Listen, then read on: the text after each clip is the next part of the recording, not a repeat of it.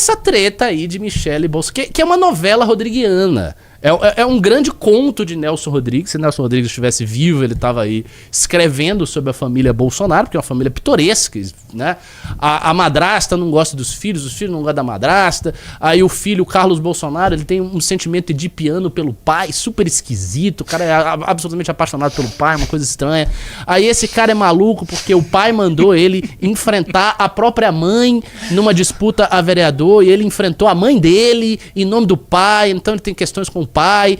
Aí o Flávio Bolsonaro, que é um ladrão e um rachador, se apresenta como salvador do Brasil. Aí tem a Michele Bolsonaro, que não parece flor que se cheire, né? Parece aquelas mulheres, o que se chama de alpinista social. Mulher alpinista, é bonitinha, né? Esperta, cabeça boa, chegou lá, colou num deputado e foi ascendendo. E agora, bom, ela virou ex-primeira-dama. Então é um contexto todo de coisas pitorescas, de coisas ridículas, de danças ridículas, de propostas idiotas. E é isso que a gente vê nessa campanha do Flávio. Então é uma das piores campanhas que eu já vi. Eu acompanhei muitas campanhas. Eu vi campanha do Lula, eu vi campanha do Alckmin, eu vi campanha do Aécio. A campanha do Aécio em 2014, por exemplo, foi uma campanha boa. O Aécio enfrentou a Dilma ali com uma certa coragem, uma certa energia. Foi uma campanha, não foi uma campanha ruim. Vi essa campanha, vi campanha de Fernando Henrique Cardoso. Lá no passado, eu acompanhei também essa campanha. E eu nunca vi uma campanha tão ruim. Então a campanha do Flávio está, assim, tenebrosa. E não parece que há nenhum anúncio, nenhum horizonte de que as coisas vão melhorar. E isto eu levanto para fazer o contraste com o que a gente está fazendo aqui. Porque quando você pega o que nós estamos construindo, né? Você pega os discursos, entrevistas do Renan, podcast e tudo.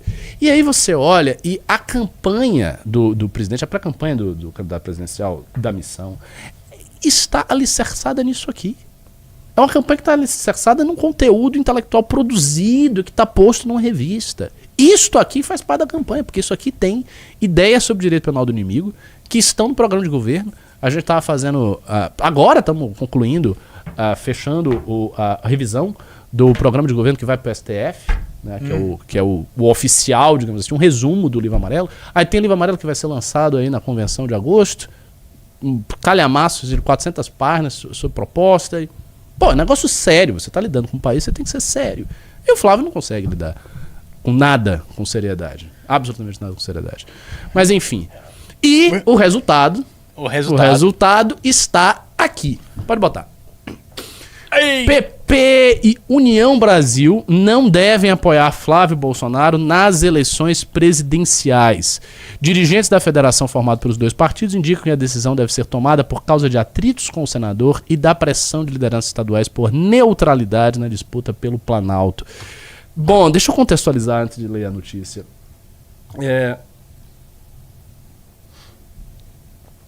Um minuto. Essa notícia é uma das coisas mais graves para a campanha do Flávio Bolsonaro que pode aparecer nos últimos tempos. O que a gente está vendo? A gente está vendo esse sujeito ele ser desmontado. A estrutura de poder dele está sendo desmontada.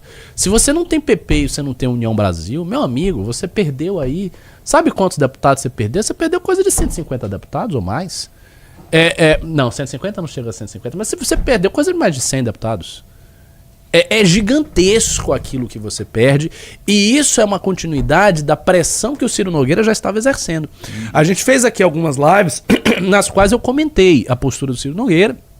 Ele tinha passado vários recados para o Flávio Bolsonaro, eu estava passando esses recados para o Flávio Bolsonaro, e o que ele queria dizer era basicamente o seguinte: ô meu amigo Flávio, você tem que cuidar aí do meu lado também. Você não pode querer se livrar de mim para se defender em relação às acusações que estão lhe fazendo do Vorcaro e deixar os seus amigos, os seus aliados a ver navios.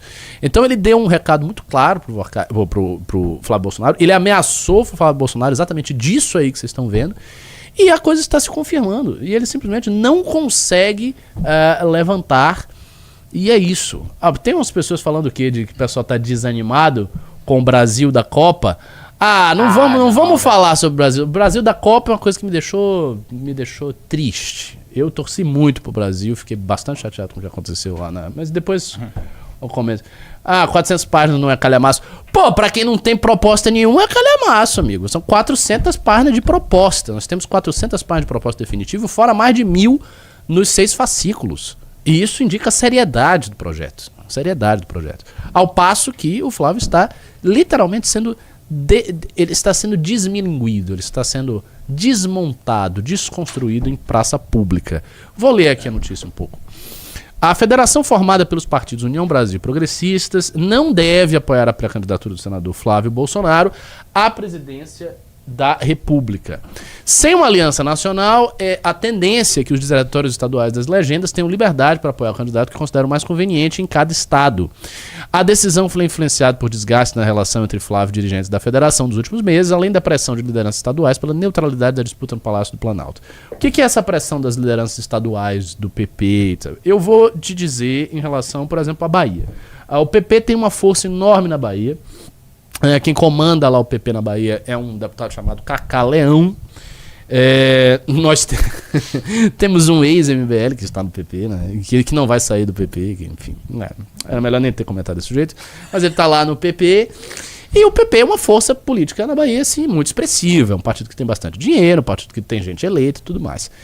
O PP vai querer apoiar Flávio Bolsonaro, sendo que ele está com uma distância agora de 7, 8, 9% de pontos percentuais de intenção de voto nas pesquisas? Não vai. Não vai. Porque ele não quer se queimar, porque ele já acha que o Lula vai ter uma votação estrondosa na Bahia e não vai querer ficar segurando o caixão de um presidente que não tem voto na Bahia.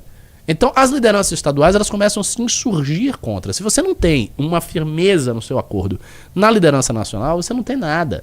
E é isso o que está acontecendo. O Flávio, ele está simplesmente perdendo o controle da sua campanha. Isso pra gente é maravilhoso, é uma notícia incrível, mas só me preocupa um pouco porque favorece muito diretamente o PT, né? Evidentemente. A essa altura do campeonato, o PT já está fazendo todos os acordos e conchavos e conversas de bastidores para conseguir trazer esses partidos. Eu não acho que ele vai conseguir, eu acho que o PP e a União vão ser neutros, se isso se resultar no final, mas essa neutralidade, ela vai abrir espaço, se for mesmo neutro, para que as lideranças regionais façam campanha para os melhores candidatos a presidente na ótica delas. Então não é impossível, se o PP não apoiar o Flávio, que o PP da Bahia apoie o Lula, que o PP esteja com o Lula na Bahia. Isso não é impossível. E isso, assim, isso reforça muito o palanque eleitoral do PT. Então, o que o PT quer e o que ele pode obter desse imbróglio é uma série de palanques eleitorais regionais, especialmente no Nordeste, para deixar o Flávio lá embaixo. A gente, em uma live aí, nós reagimos a uma pesquisa que mostrava que o Renan estava muito próximo do Flávio em um estado no Nordeste. E isso é um sinal do nosso excelente trabalho, mas também é um sinal do trabalho fraco do Flávio. E é isso que o PT quer. O PT quer palanques regionais que lhe sejam favoráveis nos estados que o PP tem força.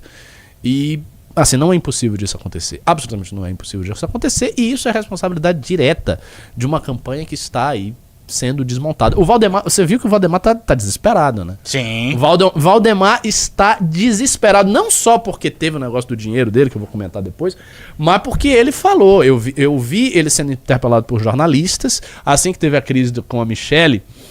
E aí, uma das coisas que ele falou é, olha, se a gente começa a perder em casa, a gente não vai conseguir fazer nada. A gente já vamos sair perdendo, porque a gente já tá perdendo em casa. Então temos que resolver esse problema. Tá tentando resolver. Aí a Michelle, ela não está querendo resolver, claramente ela tá ali resistente. Eles dissolveram o cargo de presidente nacional do PL Mulher. Não há mais um cargo de presidente nacional do PL Mulher, agora é só cargos executivos regionais. Não houve uma conciliação até agora. Não sei em que termos vai acontecer uma conciliação. E agora, pior ainda, a Michelle ainda está surgindo com um novo movimento. Imparáveis. Os Imparáveis. O que é, assim, um movimento que lembra muito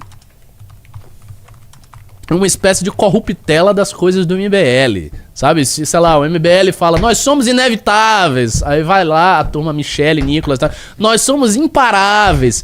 Obviamente tem uma emulação aí que tá acontecendo há muito tempo. Não acho que essa emulação venha da Michelle exatamente, ela vem na verdade do Nicolas. O Nicolas hoje claramente é um sujeito que ele quer criar um MBL do B, ele está fazendo isso. O Nicolas está tentando criar um MBL do B formado por ex-MBLs. Isso, assim, isso é nítido. Eu vejo um monte de gente que está associada a ele. O Ben Pontes tá claramente, o Costenaro tá claramente, o Pavanato tá, o Roda, essa galera toda. Tá todo mundo com o Nicolas. E o Nicolas, ele tá pegando, assim. E ex-MBLs do passado também, Detone, não sei quem.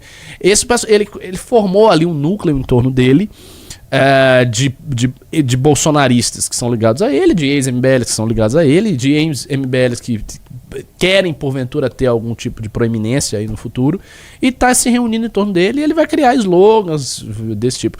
A grande dificuldade aí do MBL do B é entender a densidade institucional do movimento, né?